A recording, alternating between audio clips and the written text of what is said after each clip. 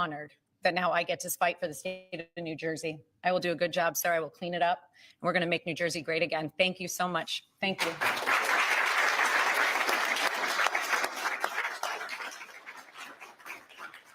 Thank you very much. Do you have any questions, please?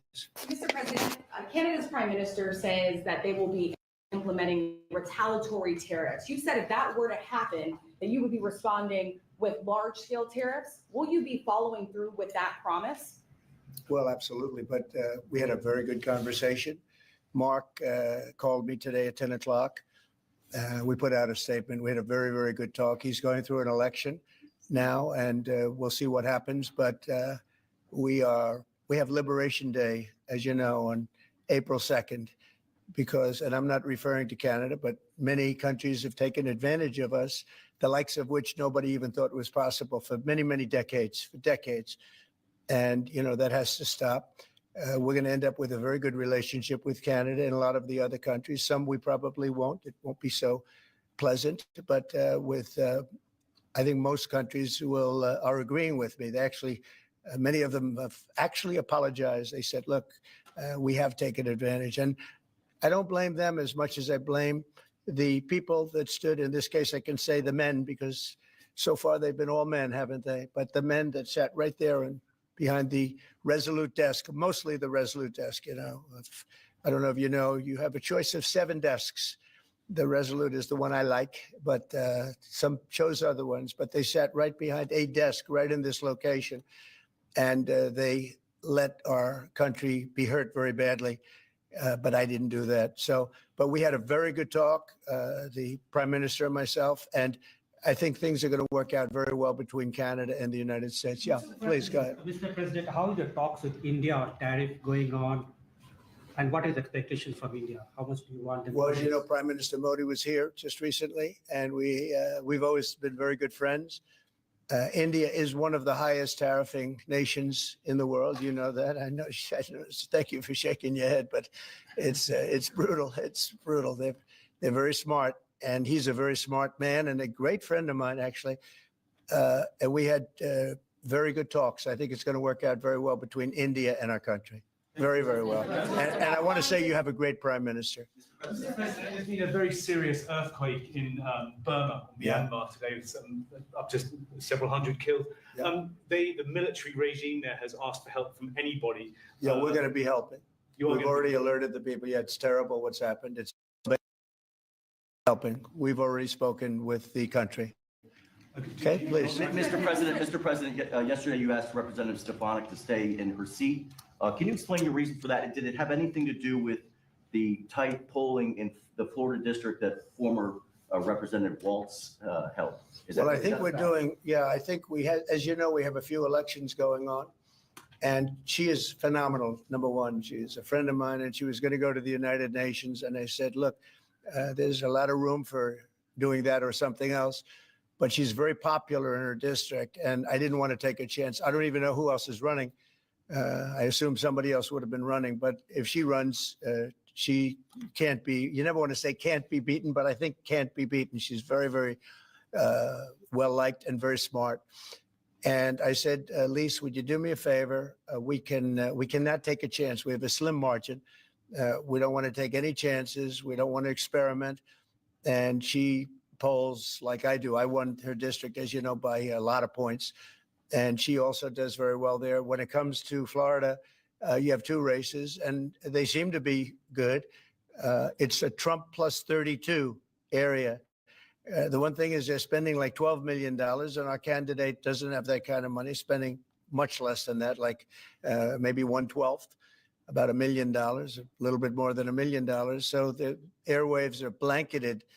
And you never know what happens in a case like that. I won it by 32 points, and it's very, very strong. It used to be Democrat, but when I came along, they liked me for whatever reason. You'll have to explain that, but they liked me, and we're way up.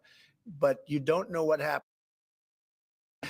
Second district, who seems to be in pretty good shape, but likewise, he's being outspent about 5 to 1. So we don't want to take any chances. So I went to Elise and I said, Elise, do you mind? A very highly rated person, you know, she was a real leader.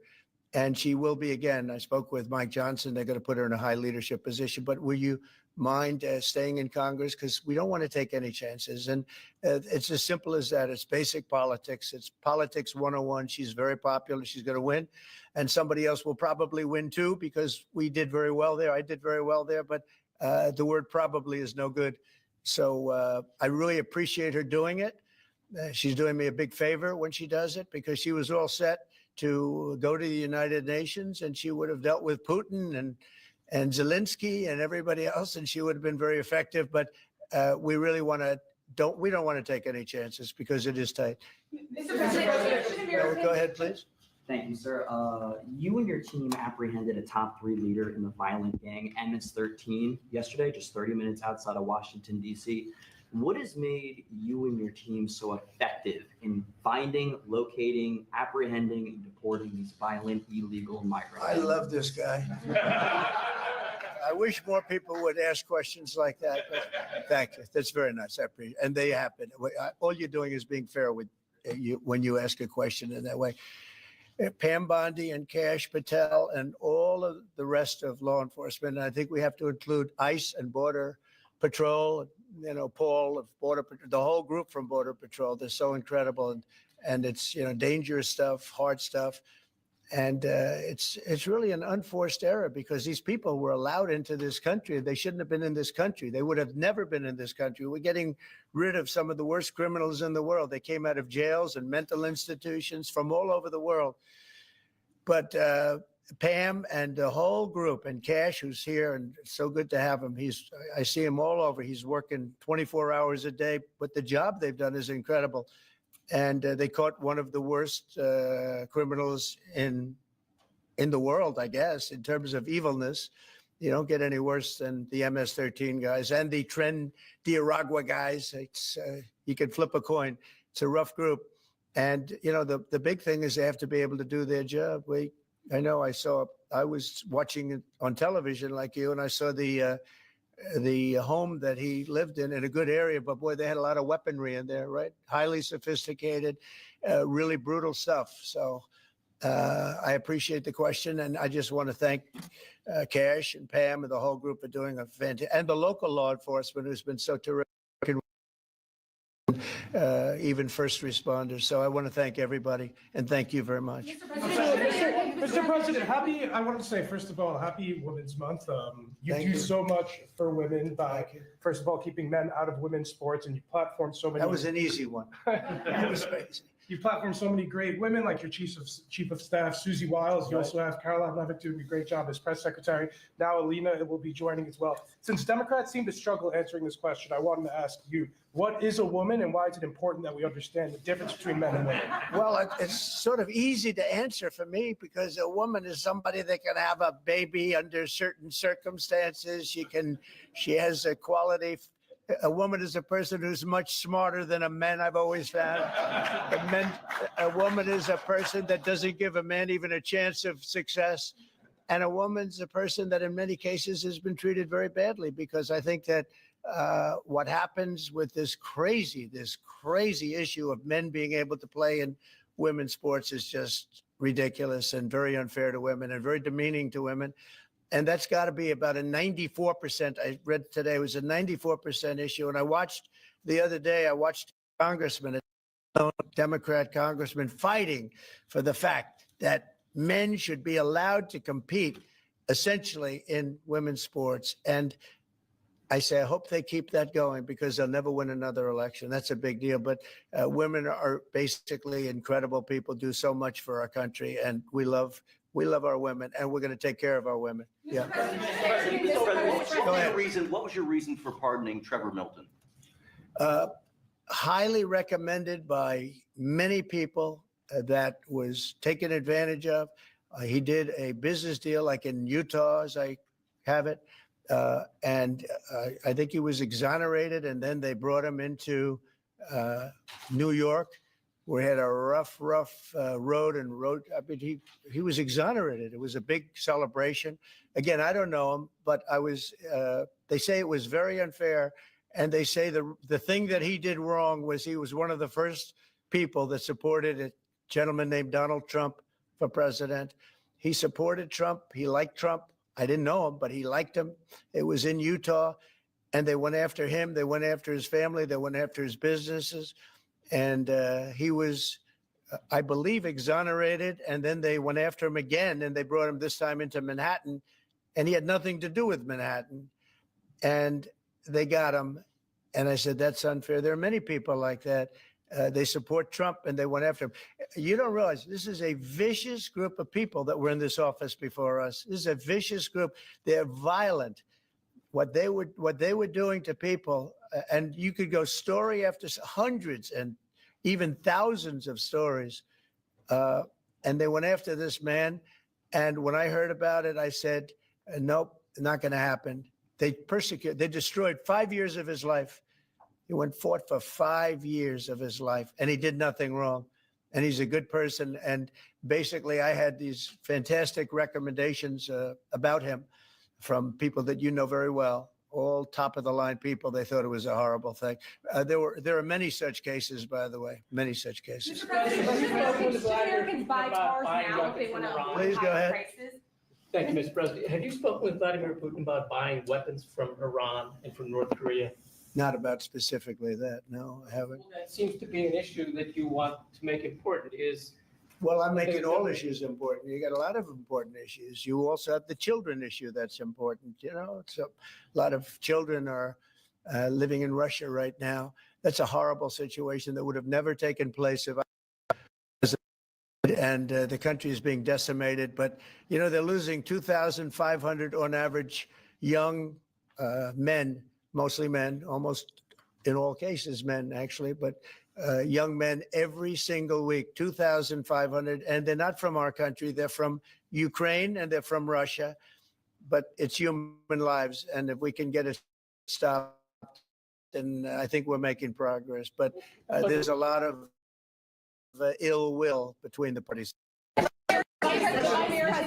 Should Americans buy cars now if they want to avoid higher prices? And then just a No, follow I don't think so. I think you're going to have a country that's going to boom. I just spoke to Tim Cook of Apple. He's investing $500 billion in the United States, which he would have never, he told me, I would never have done it if you lost the election, and I would have never done it if there wasn't a tariff system that is a incentive for people to come. And remember, there are no tariffs. All you have to do is do your work right here. If you have your company here, if you build your product, make your car, or whatever it is you're making, no tariffs. And we're going to have, I think, Scott, I would say we're close to $4 trillion, even going close to $5 trillion. Now, we haven't had that for years. If you add up years, they haven't invested like that. And here we are in 2 months. We think we're up to close to $5 trillion of investment. They're going to build car plants. They're already building. Many of them have already started. And if you build a car in the United States, and one thing that I just spoke with John Thune about, I just spoke to Mike Johnson about, Speaker. We're going to do something that has never been done in this country before. I'm very proud to say it was my idea. And so sometimes a simple idea, they say, how'd you think of that one? It's so simple. It was never done. If you buy a car in the United States that's made in the United States, if it's manufactured here, when you borrow money, if you borrow money, you have interest payments. We're going to let you deduct the interest payment for income tax reasons. And I think that's going to more than pay for itself. I think people are going to be, they've never had a deduction. You know, deductions are supposed to be for like rich people, and it's unfair to have that. But rich people are, I think I know more about deductions than any human being on earth.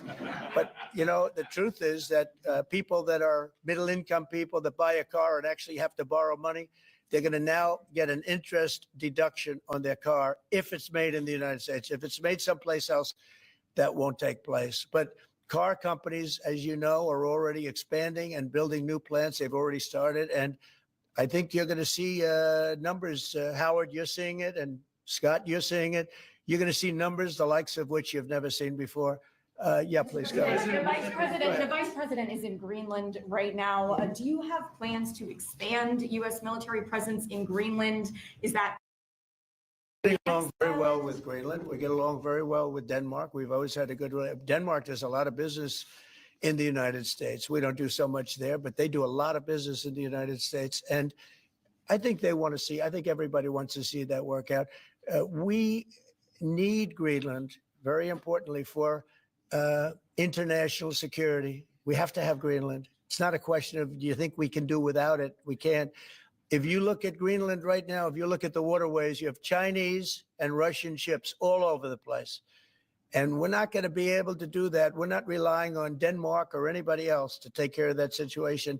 And we're not talking about peace for the United States. We're talking about world peace. We're talking about international security. And right now, you look at it, you have warships all over the place going through right along Greenland. We're not going to let that happen. We cannot let that happen. Or if it's going to happen, we have to be protective of our country. And more important, really protection, not only of our country, of the world. So Greenland is very important in modern day weaponry makes Greenland 100 years ago, less so. But also, Would you like to visit Greenland? if you notice also some of those, you could call them roadways, okay? They're water roadways, but some of those areas are opening up, and they're opening up icebreakers out there. They're opening them, and by just nature, they're opening up, and they're headed right into China, right into Russia, and we have no choice. The answer is he's there with his wonderful wife, Usha. They're there right now. They landed a couple of hours ago, and they will represent us well. But Greenland's very important for the peace of the world, not us, the peace of the entire world. And I think Denmark understands it. I think the European Union understands it. And if they don't, we're going to have to explain it to them. Would you like to visit? Would you like to visit Greenland? Iranian drones are President, attacking thank you, Mr. Ukraine every President. day. That's it. Iranian drones are attacking and killing Ukrainians every day. Why aren't you doing something about that? Well, we're going to see what happens with that. I'm getting reports on that, and we're looking at a report. You're right. They make a lot of drones. Iran makes a lot of drones. They make very effective drones, too. They do very effectively at some things, but Iran is very high on my list of things to watch. And as you probably know, I sent them a letter just recently, and I said, you're going to have to make a decision one way or the other. And we're going to either have to talk and talk it out, or very bad things are going to happen to Iran. And I don't want that to happen. Big preference, and I don't say this through strength or weakness. My big preference is we work it out with Iran. But if we don't work it out, bad things are going to happen to Iran. Okay, thank you very much, everybody. Thank you. Come on, guys.